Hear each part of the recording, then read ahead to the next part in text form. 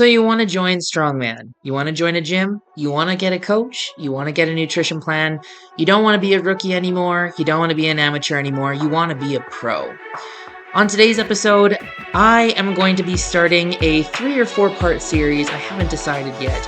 Breaking down rookie, amateur, and pro and all the things involved. Let's go.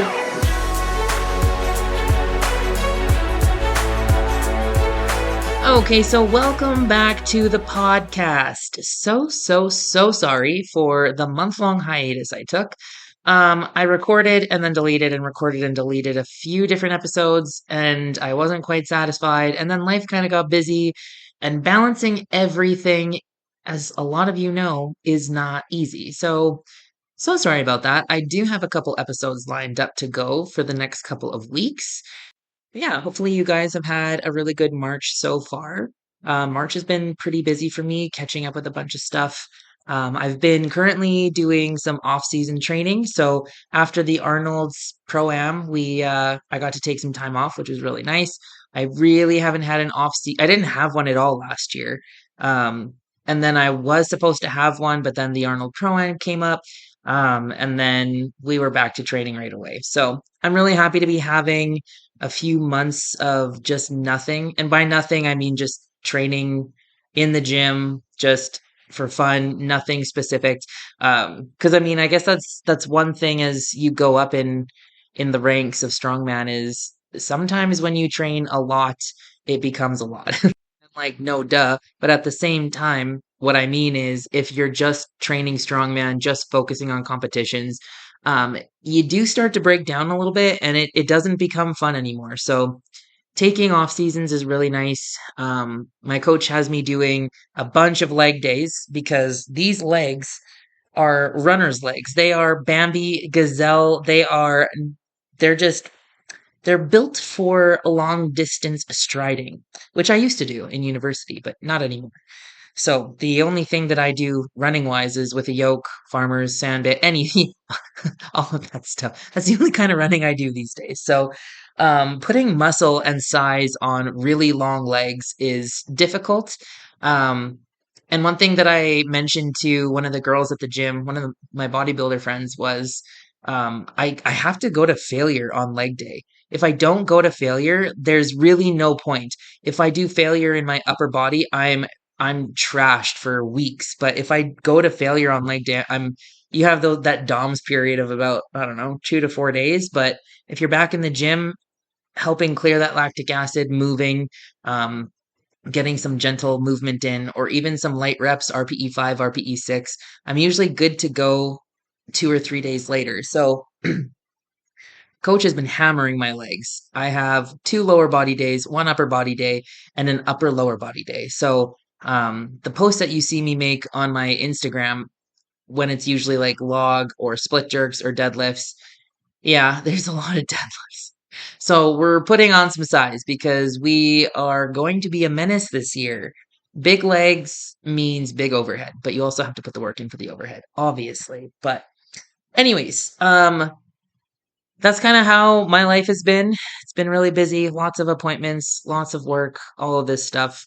Lots of sleeping, lots of rest. I believe the first 2 weeks after the Arnold, I couldn't wake up for the life of me. So make sure that post competition, you are consuming a lot of vitamin C to help clear out that cortisol.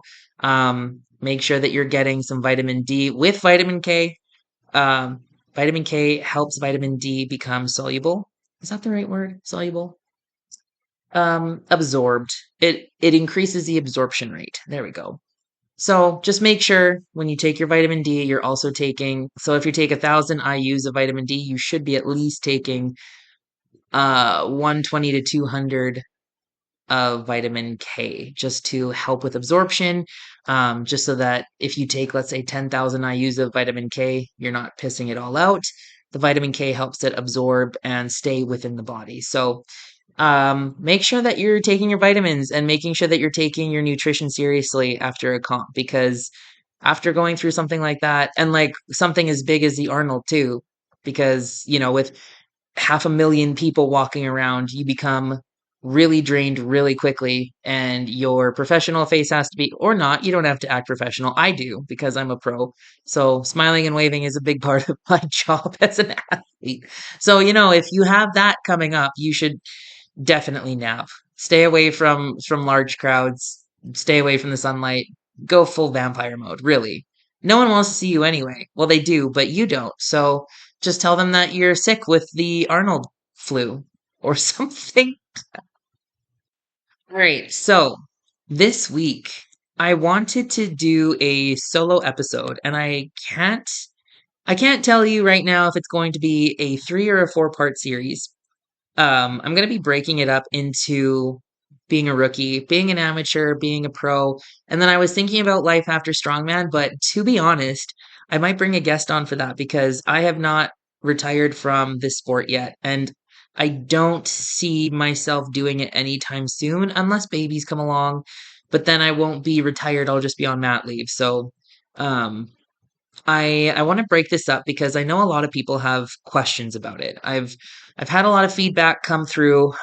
People just wondering, you know, the different stages of a strongman. They look at a pro and they kind of romanticize it a little bit, thinking, oh, how glamorous it is, yada yada yada. It's not really that glamorous. Let me tell you that much because when you're a pro, if you want to be noticed, you do have to do quite a few competitions. Now, technically, how it should go is when you become a pro, you do less shows, but I have found that to be quite the opposite. And I heard a coach within the last 4 months say, as soon as you get an invite to a big show, stop doing everything that you're doing, just focus on that. I'm sorry, but that's not how it works. The world of strongman does not work like that. In if you're not in the spotlight or on a competition floor, you're not being talked about. And if you want to move up in the rankings, you need to be talked about. So unfortunately, you do have to compete quite a bit. And that's what I'm finding because I'm looking to get on some big stages. I already am, but I'm looking to get on big stages that are paid, like travel paid, hotel paid, food paid. Everyone's walking away with the prize purse. Obviously, I am second strongest woman in the world. So I have been on big stages before. You know, um, the Shaw is a really big contest. And if you make top 10, those are really fun day 2 and day 3, for the finals for top 10. So, and that's a really big stage. The Shaw Classic has a big audience. So if you're in the spotlight, you will be talked about. And so this coach who suggests not to, um, I would say you have to have a really strong social media, excuse me, a really strong social media performance just so that you're still on the forefront of everybody. But I wanted to start with the rookie scene. So what does it take to be a rookie? So you find strongman, you discover this is a lot of fun. I'm an awkward shaped human, and there's awkward shaped implements that I can move, and I'm actually really good at it. I'm kind of strong, actually. I'm not super, super strong, but I'm pretty strong and I'm really fast, or I'm really strong and I'm really slow. But there's 3 static lifts in this competition, and I think I'll do well. And I'll just, grab my inhaler for the 2 moving events. First of all, those people who are statically strong, good for you. That's awesome. Um, and if you have short arms and short legs, this probably, helps with that. If you have short arms, you're going to have a really great press. If you have long arms, you're probably going to have a really good deadlift, and you're going to be working forever on your press, much like myself. As a rookie, there are a few things that you want to keep in mind. So I used to host a rookie competition, which I kind of want to bring back. It's a lot of work. If you're thinking about hosting a show, or you know what, even an event organizer, make sure you thank them, thank the volunteers. It's a lot of work to host a really good competition. And I used to host really good rookie competitions, so much so that a sponsor who I had asked to come set up a booth, she put a table up at every strongman comp. So she knows the world of what a competition looks like. She came up to me after a few of my rookie shows. Well, one, I don't know if she came to the second or third. Either way, she came up to me after the first one and she was like, "You have ruined every single rookie here." And I was like, "Excuse me?" And she was like, this show was so well ran. And I had 40 athletes and we got done in 3.5 hours. I had pretty much one volunteer. No, I think I had 20 volunteers and 40 athletes. And it was during COVID. So people were like itching to get back, right? That was probably the best show I ran. She was like, these rookies are going to join the sport and never have a show like this ever again. It was smooth, it was well ran, there was enough rest breaks, the prizes, like the the welcome gifts, they were all awesome. You've ruined them. They're not going to find another show like this. And honestly, that's the standard that I would like to have. Um, my next two rookie shows were also very smooth. I think done in less than 4 hours. More than enough volunteers, and of course, I'm gonna get my hands dirty too.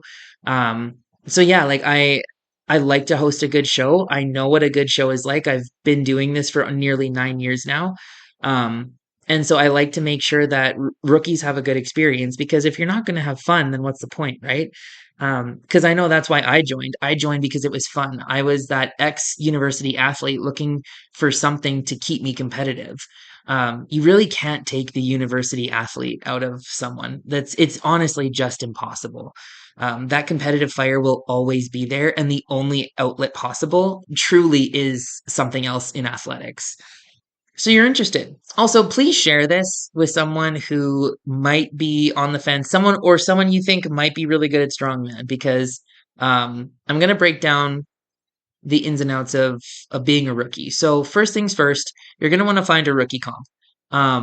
The reason why I started doing a grassroots show, a rookie show, is because Strongman Corp had just started introducing rookies, but I really wanted to push for an unsanctioned rookie event, something that, you know, they don't, even if, they were doing rookie all year with Strongman Corp, it was a February show. They could still be a rookie. They could still have fun. Personally, I think that if you're not ready, stay a rookie because weights do get heavier. And if you're just not there yet, it's okay. Just be patient. Stay and have fun. If you want to be competitive, sure, go up. But if you're just in this to have fun, be strong, just to have a good time with your buds, kind of beer league type thing, stay a rookie. Like what's the harm in that? So first things first, you're gonna want to find a competition. There's not too many solo rookie shows. I know of one possible one in the US this month. But that's about it. Every other rookie show, the rookies kind of line up with the amateur shows. So the first competition in Saskatchewan is Diamond Crushers in Warman, and I do believe there's a rookie division. Um, so there's that. So I kind of think with all amateur shows comes the rookie division as well. So honestly, find an amateur show and see if they have rookies involved. I know Alberta has ASA, Alberta Strongman Association. They're unsanctioned, so if you're a rookie and the weights look good, honestly, go sign up. Strongman Corp Alberta, Strongman Corp BC, Strongman Corp Sask, Strongman Corp Manitoba. And inside of each province, there's usually more than one federation. So if it's unsanctioned, unsanctioned is a good thing because that means that you don't have to claim status as an amateur or buy a membership. And when you don't have to buy a membership, it usually means it's unsanctioned. So if you find an unsanctioned show, honestly, go for it. Go have fun. But if you are an amateur and things are just too heavy for you and you go back, and if you dip back down into rookie, that's a dick move, dude. Why would you do that? Don't ruin the experience forever. That would be like me stepping down to come and do the amateurs because, oh, there's not enough open women. That's a dick move. Don't do that. Let the rookies have fun. Let the newbies experience it. Let the rookies have fun. Now, if you're just doing this as a hobbyist, sure. But at the same time, don't ruin the experience for the new people, please. So find a comp. We're stepping right into the season. I believe 2 weekends ago was Lakeland's strongest, and I'm not too sure if they had a rookie division or not, even though I was there judging. But I know Natural Worlds was happening on the weekend of the Arnold. So March 1st was a Natural Worlds qualifier in Regina. Um, there's stuff like that. There's so many different associations. So finding a competition might not be hard. but it might be. I don't know. If you do like it, do you need a coach? How prepared are you? Have you been lifting for a while? If you've been lifting for a while, I would say just jump in. You might not need a coach. Honestly, people at rookie shows are usually more than happy to help you. Um, when I was at the Arnold, there was the firefighter competition going on, the world's strongest firefighter, and one of the girls there was a bodybuilder from BC, and I just went over and started to help her out. That's honestly stuff like that. People are more than willing to help you out in rookie competitions, especially in amateur. Honestly, if someone were to come up to me and ask for some lifting technique advice, I would. Like, I honestly would. So if you're a pro, someone might try and sabotage you. So maybe don't ask for help when you're a pro. And if you've been in the game for 2 or 3 or 4 years and you're an amateur, don't ask for help because someone might try and, you know, don't do it. Uh, anyways, so do you need a coach? Honestly, if you've been lifting for a while, there's going to be an overhead, there's going to be a lower body, there's going to be a movement, there might be a grip. Um, just go have fun. Just go play around. If after your first show, you're like, man, this is fun, you might want to seek out a strongman coach, or a coach. So for me, I know I am a bit more expensive as a coach simply because of my education and my background. I don't just program for strongman. I've programmed for elite level football players, and I've programmed all the way down to a geriatric program, so old people. Um, and with that knowledge and expertise comes a price. So if you're looking for someone who can watch your form and give you direct feedback and tell you exactly what you're doing wrong, if you're looking for someone to say, I don't care, work harder, you have more in you, I am that person. If you're looking for someone to give you rehab, stuff to add into your program, if you're looking for someone to give you speed and agility, that would be me. I can do all levels of fitness, so I don't just do strongman. As a kinesiologist, I'm well adjusted to program for the general population or a sport specific thing, strongman included. Obviously, I specialize in strongman because I am a professional athlete in the sport, so it's a little bit different. But if you're needing a coach that doesn't charge a lot, I'm sure that there's a coach around. Typically, what happens, which I don't personally agree with, is people do strongman for a year and decide that they can be a coach with no coaching background or educational or fitness background at all. So honestly, whatever. Lots of coaches start that way, and then they, through years of experience and learning, actually do become really good coaches. So, and the the price tag reflects the level of knowledge your coach has. Sometimes, um, actually, I take that back because the other day, oh my God, tea. So the other day, I learned that there is a bodybuilder coach in Edmonton who literally uses ChatGPT to program everything. He doesn't do the work himself. He literally puts it into ChatGPT and charges 500 bucks a month. Are you kidding me? Dude, what? I spend time. Sometimes it takes me like an hour to write a program because it's a brand new block and I need to think like, okay, deadlifts. What's going to assist with the deadlift? Well, obviously we need a strong upper back, and it's like I go into depth when I write my program, and then it's like, okay, and then the cardio, we have to take care of the heart too. Like, we're not just big strong fat people, we are athletes, so we have to be athletic. So I spend time, and then to think that someone charges $500 to let ChatGPT it's wild. I refuse to be that person. I'm not that person. Anyways, um yeah, so like, pros, cons of having a coach. Do you need one? Do you not need one? This is where you should just sign up to see.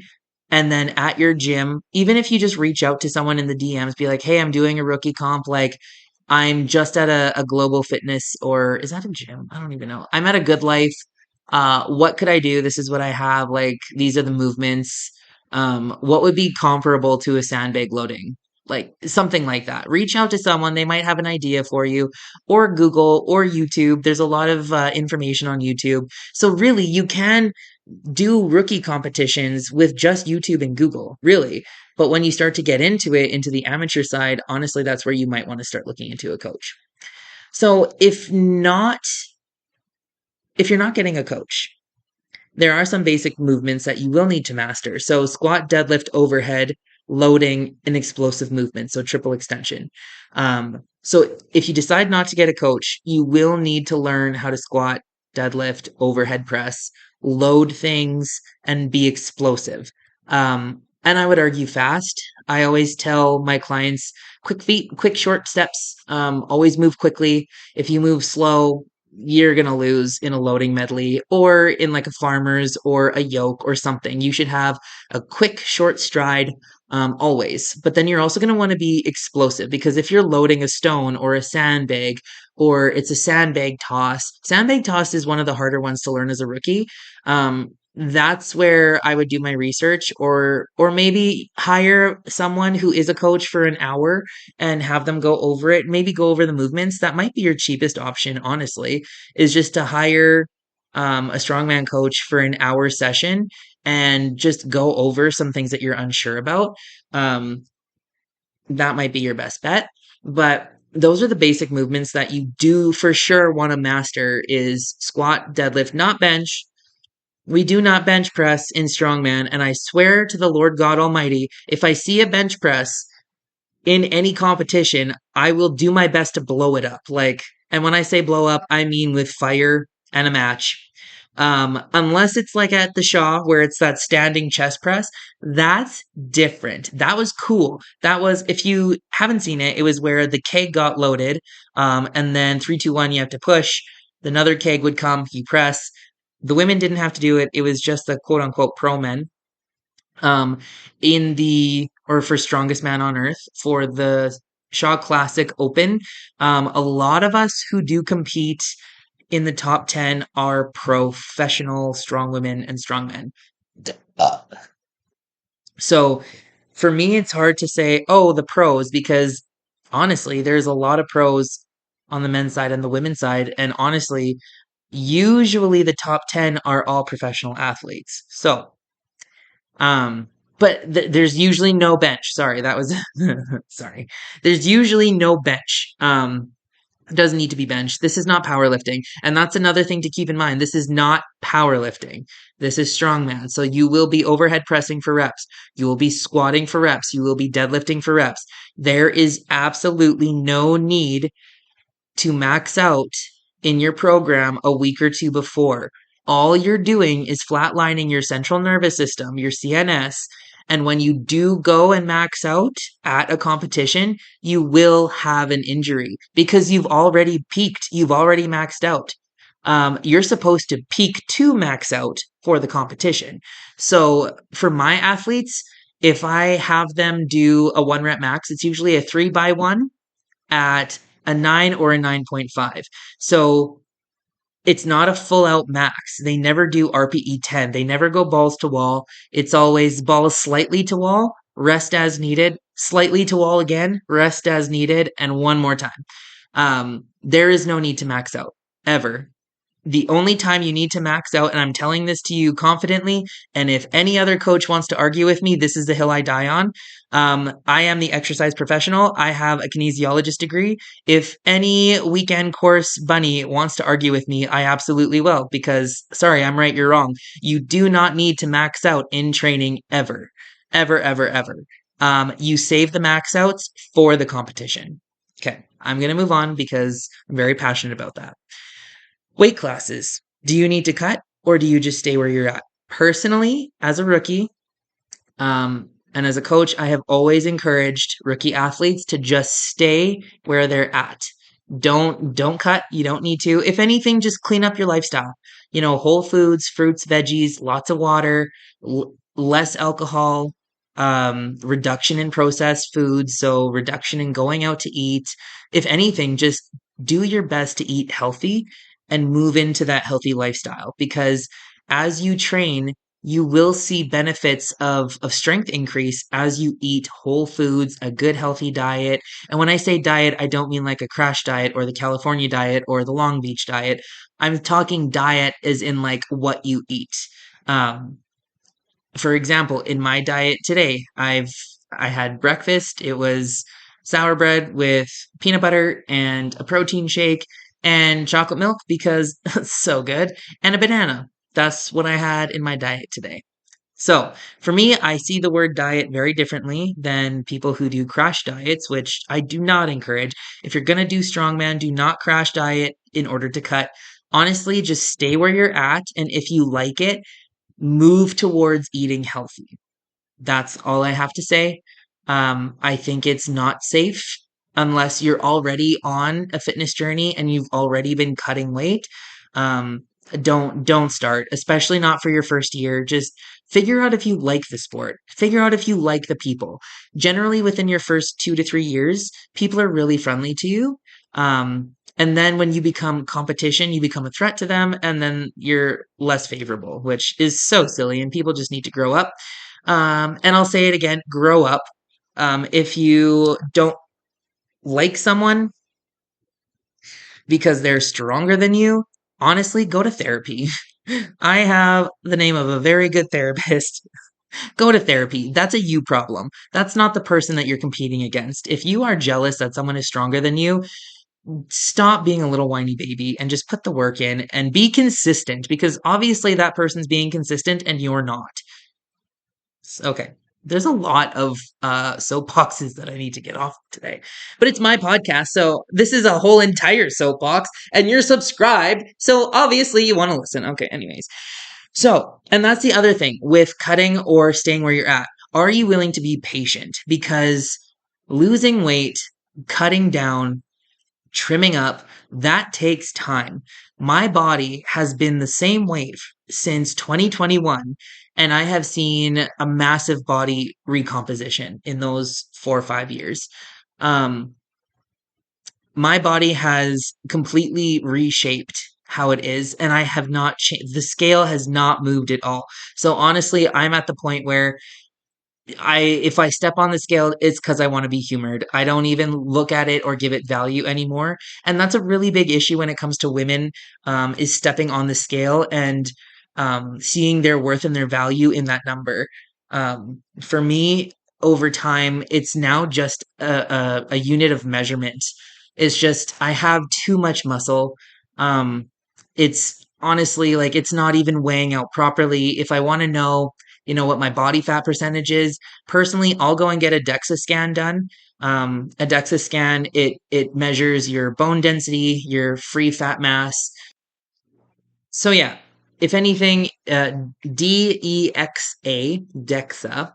I believe there's one in Saskatoon in the Williams building. They use it for an ongoing study with, I believe it's osteoporotic women, so like perimenopausal, menopausal women. It's been an ongoing study since I've been in kin, and I do believe that is where the DEXA scan is here in Saskatoon. I don't know where, and I think you have to pay for it. Obviously, maybe under $200 to have it done. I don't know. I would personally like to get it done because I have no idea what my body fat percentage is anymore. In university, when we had to do caliper test upon caliper test upon caliper tests. So if you ever need someone to do a caliper test on you, I'm your girl because I had to do 100 of them and I could probably still do it with my eyes closed. Bring me a caliper. Well, I was actually going to buy one because the ones that they have are really nice and I kind of want my own. So um, yeah, I think I was like 33% body fat back in university, but I'm pretty sure I'm below 30 now, but I have no idea because honestly, I'm training to perform.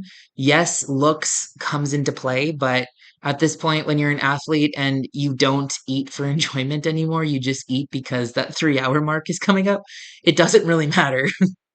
So anyways, to cut or not to cut, honestly, don't cut and just be patient, especially if you like this sport.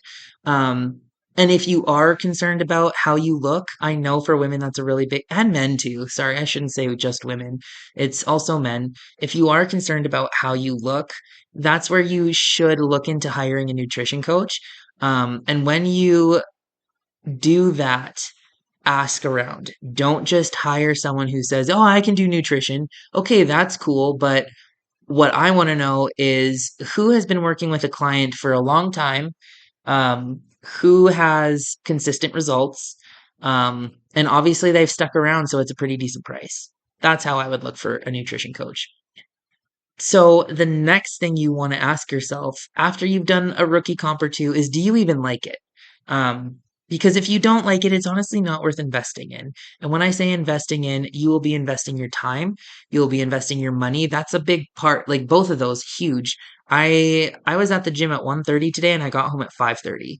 Was I just was I just tootling around? Yes, I was. I was tired, my hips were sore.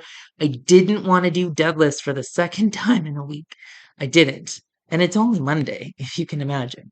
Um, so yes, I was taking my sweet ass time, but do you even like it? I do like it personally. I like my friends who come in and out of the gym. Sorry. Um, and honestly, I'm the only strong woman there. There's no one else. Everyone else is into bodybuilding, or powerlifting, and I am the only strong person there, which is a lot of fun. And I'll tell you why. Because you don't obsess so much about strongman. There's other conversations that happen, and they usually contribute to that of what happens in a friendship, where you're just shooting the shit, you're having a good time. Um, so I mean, but that's just me. So do you like it? Can you see yourself having fun for a long time? Or however long you want to do it for, really. If you're not having fun, what's the point, right? Like, and that's what I'm so thankful about with my gym is, even if I decide that strongman is no longer for me, I can still see myself going to the gym long time, not just because I'm a kinesiologist and it's kind of ingrained in me already, but because there's people there with different goals. And it's not just the goal of winning. It's not just the goal of what blah, blah, blah, blah, blah. They have goals. My cholesterol is high. I really got to bring it down. And just watching over the months, watching them transform, them coming in with a really good report. Hey, cholesterol's awesome. Blood work, amazing. Blood pressure, low. Now I want another challenge. Now I want to see if I can max out my deadlift in 2 months. Everyone has a goal. And so I think if I were to stop strongman, I would still love this gym very much, simply because everyone has a different goal. It's not the same goal, but everyone's goal oriented. And that's the environment that I personally want to be in. So sometimes strongman can bring people in for good reasons. Sometimes it brings people in because there's the promise of fame, which, trust me, I'm still waiting for that fame to happen. Well, I mean, it has happened, but I don't count it like that. I don't know. I don't. So sidetrack. Years ago, me and another strong woman here in Canada, whom I love very much. She is good shit. Um, and really fun to be around. We were talking, and she was like, "Oh my God, I love like taking photos and I still fangirl and blah, blah, blah, blah, blah." And then another strong woman who I also love very much. She was a pro athlete who still does strongman. She was just like, "Ugh, I don't have time for that." And it was just so like different polarizing opinions, right? And for me, it's like, well, I'm a pro too. So what makes him different? What makes him special? Nothing. We both have to work 40-hour-a-week jobs. We both train our butts off. And we both do the same thing. It's just he's a man. He's been in front of the camera more than I have, but the level of effort doesn't change. The status doesn't change. It's just the attitude. And so for me, I still will introduce myself even if it's someone who's well known. So even for someone like Thor or Mitch Hooper, who I've met before, I'll still go up and introduce myself. At this point, I don't have to because I've seen them around quite enough, but I never fangirl because they're humans too. They have lives. And that's kind of the attitude that I've taken on, where it's like, yes, I have a status. Yes, technically fame does come with it, but I still work in my city, in my community, 40 hours a week. I still volunteer at stuff. I still show up at different city events. Like, I still buy tickets just like everybody else. There's nothing special other than the fact that I am willing to work hard to to do my best to be on the podium, to be number one. Like, that's the only thing. So when it comes to fame, yeah, like treat me normal. That's all I ask. When it comes, just, listen to my podcast, pick up little things, make a joke about it in real life, and like, let's just be friends. We don't have to be weird about it. And I'm pretty sure I've said that multiple times on this podcast. Anyways, do you see yourself having fun?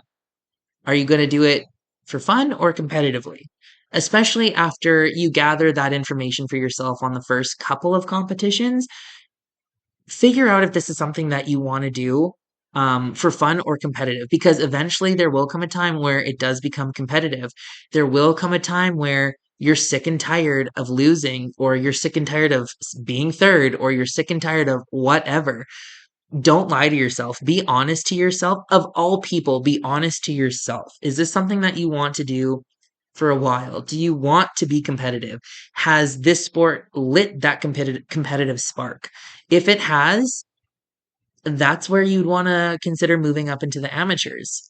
Now, my biggest piece of advice is stay rookie for a whole year. Just bask in the ambiance. And whenever I say that sentence, all I can think about is Terry Crews from White Chicks. Just bask in the ambiance, see if you like it, see if it vibes with you, see if, the people in your province who you will have to compete with in your weight class moving forward, if that's something or some people that you can see yourself getting along with, because really the people in your weight class do become your friends. At least for me, that's been the case. I have pretty much maintained friends with everyone who is stuck in the sport who is in my weight class. And now that I'm up on the world level, and in a few weeks, I will be dropping a podcast with my friends in the pro level, in the open women's. So when you stick with it long term, yes, you might not find people that are your friends right away, but stick it out. 9 years later, I have a solid group of girlfriends in this sport. And we're on the floor together, competing against each other. But we're also cheering for each other because we understand that my PR is going to be different than her PR, and I'm still going to cheer for you because you've been working hard for that PR. Yes, one of our PRs might out PR their PR. That was good. But at the same time, like, I might be going for a log press at 240 pounds, and I'm just like, I just want to get 1 to 3. Like, if I get 1, that's a PR for sure. And if I get 2, oh, like, I'm so excited about that. But then there might be someone who's like, I'm going to get 240 for 5. And if I can get 6, that's a rep PR. We still cheer for that. Why? One PR is not better than the other because that is a personal record, a PB, a personal best. And us women in the open sphere now, we understand that and we recognize that. And that's why it's easy for us to cheer for each other. There are some people in this world, in the sport, who don't see it that way. They see it as, oh, you beat me in points. Now I have blah, blah, blah, blah, blah. Whatever. That's their mindset. That's their game. That's their attitude. You need to understand that that attitude does exist. And how are you going to maneuver that? Um, so that would kind of be my 7 points for being a rookie is, what does it look like to you? Because the next year, when that whole year is up, generally that is when promoters. So for me, I have a rule that you can have a whole, and even though it's an unsanctioned show that I used to host, you can do a whole year as a rookie, but you cannot come back for year 2 consecutively, unless my rookie show is the only one you did. For a whole year, you didn't do anything. And then the next year, my show is the only one you did. And I do my research. So, or you go on mat leave and it's just like, oh my God, I've fallen from the grace of the strength gods. Okay, well, where are you at? Oh, yeah, come do the show. I'm totally okay with it. So I do look into it.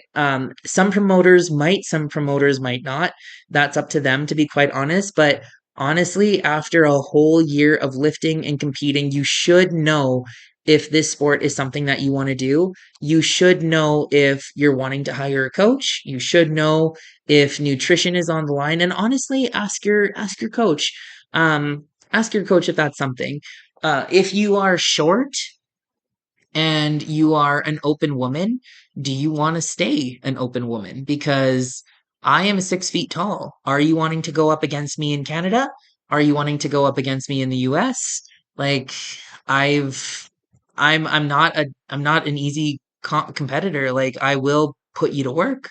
At the Arnold Pro-Am on day 2 for the finals, which we'll talk about that. That's a whole podcast that needs to come. Day 2 at the Arnold's, they took away the hoist event. And there's a couple rumors. One of the rumors was that they didn't even get approval to get it on the stage, which, if that's true, that is a massive piss off because why were we training for 2 months for this thing that was never approved? The other rumor is that when they tried to get it to put it together after it was shipped, it just was not going together. Um, so I don't know the truth. I'm honestly just going to go with the vicious rumor of they never got it approved, because that's more fun to talk about. Anyways, yeah. So it was swapped out for an axle clean and press away at 205 pounds. And traditionally, everyone looks at me as a weak overhead competitor. My log press is always my crutch, but give me an axle or a barbell and I will push your ass so hard, which is exactly what I did. I beat out three, 3 or 4 big overhead lifters. I did 8 reps. Um, and then I believe there was a tie for 9 reps and then, or no, 9, 10, 11, and 12. So I beat out 3 big pressers, and that was a shock for me. So, and I probably could have kept going, but I mean, I haven't touched an axle clean and press for years. So, it is what it is. But never underestimate your competitors. That's all I have to say. So, yeah, do you see yourself having fun? I don't even know why I started talking about the Arnold, to be honest. So, we're just going to leave that there. But that would be my advice to a brand new rookie in the sport is, do you want to be competitive? Are you having fun? If you are having fun the next year, let's look into maybe doing some bigger shows. Um, in each province in Canada, in each state in the US, there is a qualifying system for provincials or states, which takes you to nationals, which takes you to the weight class Arnold's championships. And the Arnold championship for the weight class athletes, that's the worlds for them, right? Like in the strongman corp world, the Arnold is worlds for you guys. But if you were to sign up for OSG worlds, that's completely different. First of all, it's not sanctioned. It's a lot of fun. And some heavy hitters from all over the world go there. So if you truly want to compare yourself against the best in the world, you want to go to OSG. Because right now, there is no world's strongest woman like there's a world's strongest man. So if you are an open woman, OSG is world's strongest woman. Again, that's the other hill that I die on. If someone else says otherwise, I really don't care. I think they're wrong. They are wrong, actually, in fact. So there are different levels in this sport, and making it up the chain is a lot of fun because not only do you get to travel, but you also get to meet a lot of really cool people. And for me, that was the big selling point. When I won my pro card in 2017, I almost didn't take it. I didn't want to take it because I saw the strife within the pro women in Canada and I wanted no part of it. But my coach and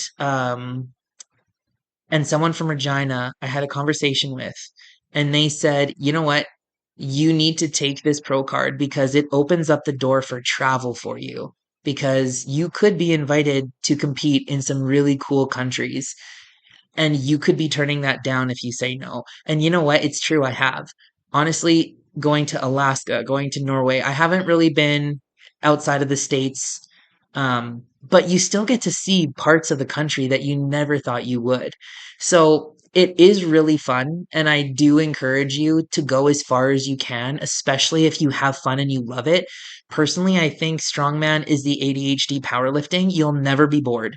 Well, I do sometimes get bored when there's a log press, a deadlift, something else, a yoke, and then like, honest to God, we just need to have a moving medley competition where all it is medleys and everything is different.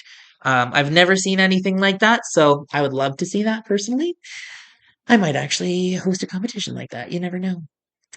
Anyways, thank you so much for tuning in to today's episode. Again, my apologies for the absence. I have been dealing with a lot of things this month, and fatigue was one of them. So, moving forward, I do have a plan, and I am so excited to introduce you to my guests in the next coming weeks. In the meantime, lift heavy, be strong, stay healthy, have a good one, and I will see you in the next episode.